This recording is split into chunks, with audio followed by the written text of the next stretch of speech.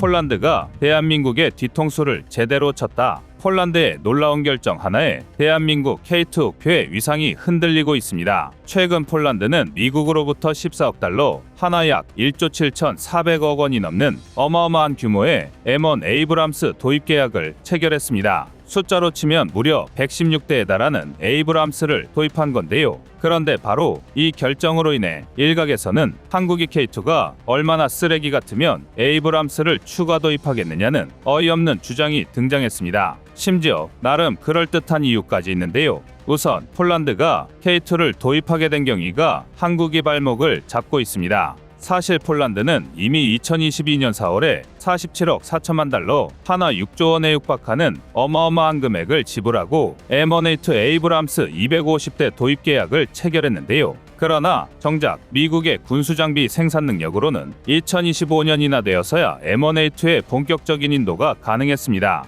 당장 안보 상황에 빨간불이 켜진 폴란드 입장에서는 그야말로 죽을 맛이었는데요. 이때 혜성처럼 등장한 게 바로 폴란드의 구원자 대한민국이었습니다. 한국은 압도적인 생산 능력으로 2024년까지 K2 180대 인도를 약속하고 도합 980여 대라는 어마어마한 물량을 순차적으로 도입해주겠다고 계약했는데요. 폴란드 안제이 두다 대통령이 K2 초도 물량을 버선발로 맞이한 게 바로 이 때문입니다. 그런데 최근 폴란드가 추가로 116대의 에이브람스를 도입하면서 상황이 이상하게 돌아가고 있습니다. 막상 실제로 K2를 운용해보니 도대체 얼마나 별로면 에이브람스를 추가 도입하겠느냐는 주장이 나온 것입니다. 특히 우크라이나 전쟁으로 러시아가 보유했던 전차의 무려 93.5%에 해당하는 3084대가 파괴되면서 이런 주장은 더 힘을 얻었는데요. 러시아 전차랑 한국의 K2랑 무슨 상관이냐 싶으시겠지만 사실 아무 관련이 없다고 말할 수도 없습니다. K2의 뿌리를 더듬어가면 불검 사업으로 들여온 러시아의 T-86 전차가 등장하기 때문인데요. 게다가 한국 전차는 동구권 전차의 설계 개념을 상당히 많은 부분 채용해 개발되었습니다. 오죽하면 한국 K2를 두고 외형은 서구, 내용물은 동구인 짬뽕 전차라고 표현하는 전문가까지 있을 정도인데요. 상황이 이렇다 보니 폴란드가 정말로 대한민국의 K2가 러시아 전차 수준으로 형편없어서 에이브람스를 추가 도입한다는 주장이 힘을 얻고 있습니다. 더군다나 소련의 일원이었던 폴란드라면 누구보다 러시아 전차의 문제점을 잘 알고 있을 텐데요. 그래서 준비했습니다. 과연 한국의 K2는 정말 겉멋뿐인 설계 결함 덩어리인지 동구권과 서구권 전차의 차이를 통해 확실하게 알려드리겠습니다.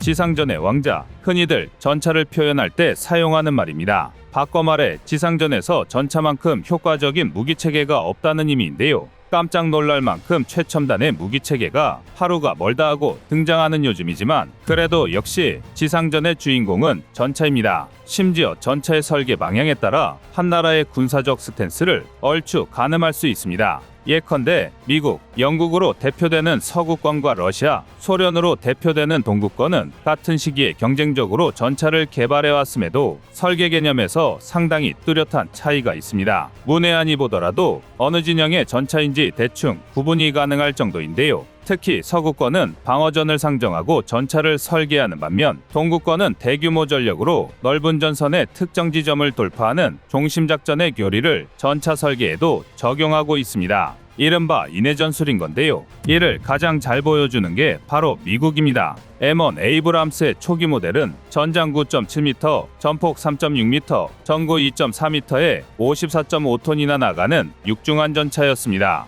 그런데 심지어 M1은 M1A2C에 이르러 중량이 무려 66.8톤까지 급격하게 불어났습니다. 이는 1988년에 등장한 M1A1HA부터 초밤 아머와 열아우라늄 합금을 사용한 신형 복합 장갑을 채택하면서 방어력을 대폭 증가했고 이후 추가 장비와 장갑을 늘리면서 계속해서 무게를 늘려왔기 때문입니다. 이로 인해 M1 에이브람스는 1500마력의 AGT 15000C 다중연료가스 터빈 엔진을 탑재했음에도 야지 최고 속도가 고작 시속 40km에 불과한데요. K2 흑표가 같은 1500마력의 DV27K 엔진을 탑재하고 야지 최대 속도 시속 50km, 평지 최대 시속 70km에 육박한다는 걸 감안하면 그야말로 느려 터진 겁니다. 하지만 이토록 두꺼운 장갑 덕분에 에이브람스의 승무원 생존율은 비약적으로 상승할 수 있었습니다. 실제로 걸프전 당시 이라크 전차에 의해 파괴된 에이브람스는 단 3대에 불과했고 그마저도 승무원은 전원 생존했습니다.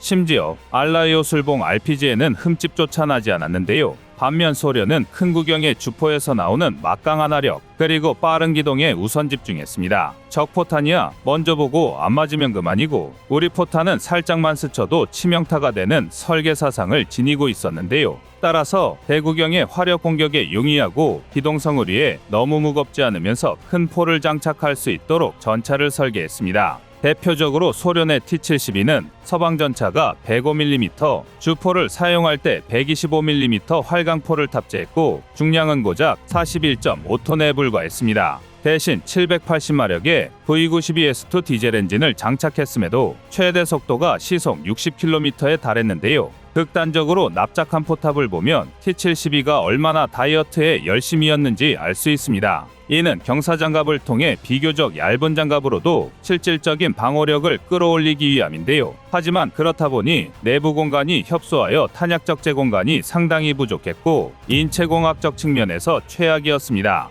오로지 기동력과 화력에 모든 걸 투자한 전차인데요. 더군다나 후기형으로 갈수록 복합장갑에 반응장갑을 추가하여 기본 400에서 500mm에서 최대 600에서 800mm까지 방어력을 향상시켰습니다. 오죽하면 미국 방부에서 T-72가 에이브람스보다 화력면에서 우위에 있다고 평가할 정도인데요. 냉전 중이었던 당시의 시대상을 생각하면 대단히 놀라운 반응이었습니다. 게다가 T-72는 동구권 특유의 캐로젤식 자동장전 장치가 장착되어 있었습니다. 캐로젤식은 탄이 장약과 함께 수평으로 정렬되어 포수가 원하는 탄종을 위로 밀어올려 장착하는 방식인데요. 장전 속도는 비교적 느리지만 구조가 단순해서 신뢰성이 높고 공간을 적게 차지한다는 장점이 있었습니다. 가뜩이나 차체 여유 공간이 부족한 동구권 전차에는 최적이었던 건데요. 이로 인해 동구권 전차에는 대부분 캐로젤식이나 비슷한 원리의 코르지나식이 탑재되어 있습니다. 그런데 결정적으로 바로 이 이유 때문에 T-72, 나아가 동구권과 러시아 무기 체계의 몰락이 시작될 줄은 아무도 몰랐는데요. 걸프전에서 막상 M1 에이브람스와 맞붙자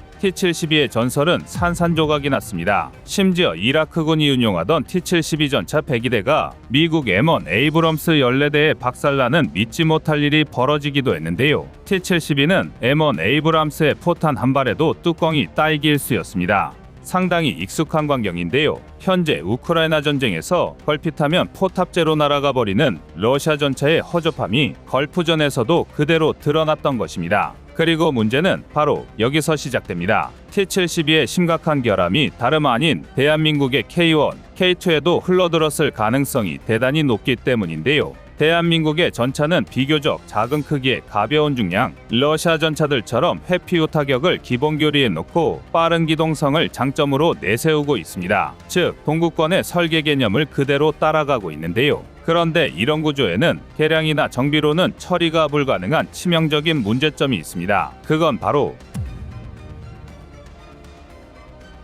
안녕하세요, 꺼리투브입니다. 여러분의 가부나 성원에 힘입어 군사무기에 관심 없는 분들도 쉽게 이해하실 수 있는 대한민국의 육해공 군사무기의 숨은 비하 이야기를 책으로 엮었습니다. 하루 종일 검색해도 절대 찾을 수 없었던 비밀스러운 내용을 이제 책으로 만나보세요.